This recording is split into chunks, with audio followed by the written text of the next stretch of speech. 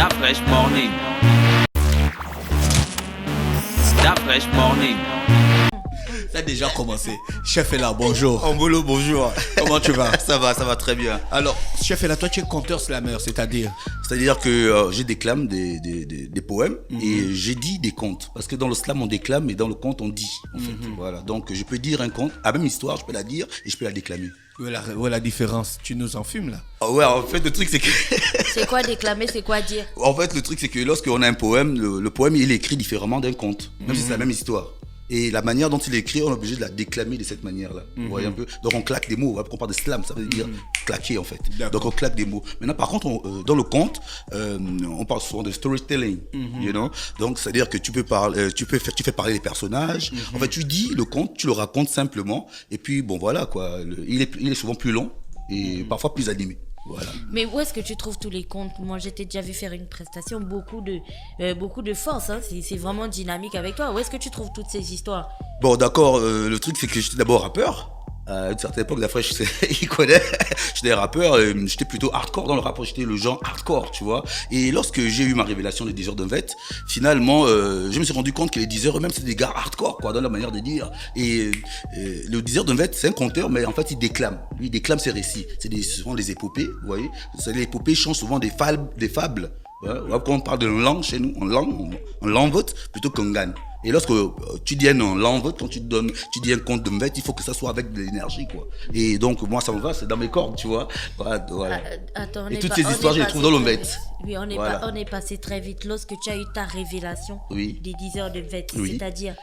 Disons que c'est en 2008, que j'ai reçu ma révélation des 10 heures de Mvette, parce qu'on peut devenir 10 heures de Mvette par initiation, c'est-à-dire de manière traditionnelle, et en même temps avoir une révélation. Mais bien sûr, lorsque tu reçois la révélation, il faut, comment dire ça, je sais pas comment dire ça, il faut finaliser le truc, quoi. Il faut l'accepter. Voilà, donc c'est au bout de 5 ans que j'ai eu le quitus des 10 heures de Mvette, de l'association des 10 heures de Mvette, pour pouvoir dire mon Mvette comme je le dis aujourd'hui. D'accord, mais toi tu le dis... parce que le Mvette, on sait que les 10 heures de Mvette le font enfant. Yeah. Toi, tu es jeune.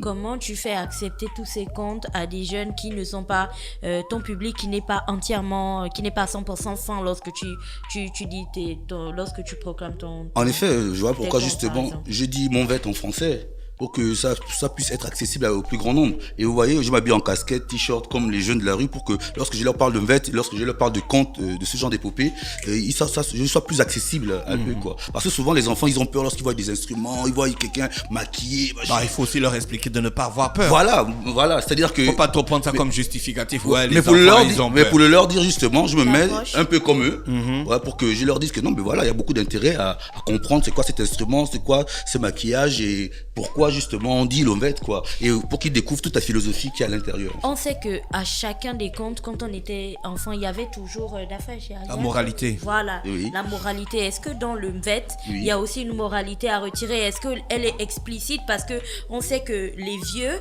parlaient avec beaucoup de métaphores, beaucoup de trucs cachés. Là, il fallait être illuminé pour comprendre. Donc toi, quand tu déclames, quand tu fais ton Mvette aujourd'hui, est-ce que la moralité est claire pour les jeunes qui sont face à toi?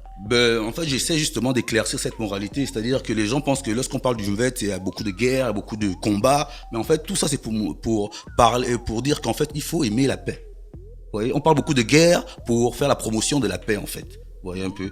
Donc, qui veut la paix prépare la guerre. Voilà quoi. Vous voyez un peu. Et ça va dans les deux sens. Vous voyez un peu. Donc, mais comme il y a beaucoup d'histoires, il y a beaucoup d'épopées, beaucoup de personnages, il y a donc beaucoup de moralité autour de cette langue, de ces contes Mvette qui sont en fait, qui sont universels. Vous savez que le Mvette est un patrimoine universel de l'UNESCO. C'est quelque chose, j'ai l'impression que les gens ignorent ici. Vous voyez un peu. Pourquoi? Parce que c'est un art total. Un art où on retrouve un peu tous les pans de la société, tous les pans, quoi, de la vie humaine. Sociologique, philosophique, économique, politique. Beaucoup de politique. Chef, et là, tu arrives sur Urban FM? Ouais, c'est une agréable chose. C'est-à-dire le mercato a fait en sorte que je me retrouve ici, en famille. Voilà, c'est la maison. Et je viens justement pour parler des histoires extraordinaires de Chef là. Donc, je serai à Urban FM, je suis là à la maison. Il y avait un film comme ça, non? Non, c'est un roman, Les histoires extraordinaires d'Edgar Allan Poe. Mais ici, tu es sûr qu'ils n'ont pas fait un film avec les histoires extraordinaires? En fait, Alfred Hitchcock, il a un peu copié Edgar Allan Poe. Donc voilà pourquoi souvent il y a une grosse similitude entre les deux auteurs. Et tes histoires extraordinaires vont parler de quoi? Ben, mes histoires extraordinaires vont parler des contes, d'épopées et des récits premiers. Mais en même temps aussi, c'est-à-dire que ça passe à rester que sur le VET, parce que lorsqu'on parle de Chef Fela, on parle tout de suite de VET. On va parler de VET, c'est vrai, mais on va parler de Moubouang aussi. On va parler des Hollandais, on va parler de Moulambi, on va parler de la plupart des épopées gabonaises, africaines. Et d'ailleurs, de temps en temps, on ira dans une dynastie Tu chinoise. vas parler des Mami Wata. Pourquoi pas? La dynastie Ming. Les Ming, les Chihin, vous voyez un peu, parce qu'en Chine, nous avons, si je me trompe pas dans ma tête là, on a 22 dynasties, vous voyez un peu, et il y a beaucoup d'histoires, vous voyez un peu. Donc, je pense que ces histoires extraordinaires, avec, j'ai pas envie de parler de syncrétisme, mais de symbiose, entre ces différentes histoires, on va toujours souvent créer justement des histoires encore plus extraordinaires. En fait, justement. c'est des films audio, tu vas nous Voilà, c'est des véritablement films dans audio, les films voilà, c'est exactement ça. Ça va mettre combien de temps tes films? Ben, j'ai une marge horaire d'1 heure, bon 55 minutes, donc Mais une heure c'est long en radio, Chef Fela. Tu es sûr que tu vas pouvoir capter les gens, ils vont pouvoir suivre ton message pendant 1 heure parce que on décroche vite lorsqu'on perd le fil de l'histoire. C'est vrai, mais moi quand je fais le petit clin d'œil civique, c'est 15 minutes, il y a des gens ils décrochent que bon là on ne la suit plus là. ouais, c'est vrai, mais vous savez les contes c'est magnifique, c'est voilà, on revient encore sur le mot extraordinaire. Oui, c'est-à-dire que lorsqu'on est conteur, il faut savoir tenir en haleine son auditoire. Ouais, un peu, c'est vrai que c'est sur un plan radiophonique cette fois-ci, mais avec tous les personnages, avec tous les contes, tous les ngani, tous les langues que je peux avoir, je vous assure que ça va être extraordinaire encore. D'accord. Et donc on te retrouve quand? On se retrouve tous les samedis à 24h, les dimanches à 8h et à 22h.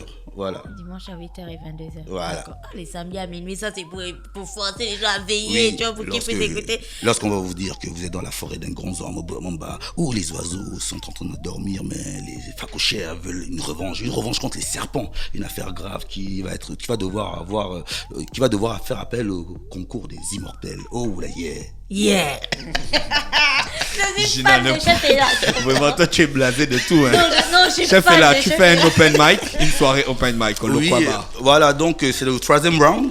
Ouais, on prend un peu les termes, genre, tu vois, basket et tout, un peu inspiré par ce qui se passe au Yoka, il faut l'avouer. Donc, voilà, donc, au Lokwa Restaurant Bar, qui est maintenant, on va dire, une plateforme où des artistes gabonais vont se retrouver.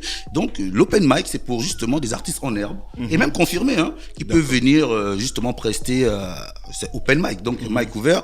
Mais en même temps, nous avons essayé de faire un petit concours.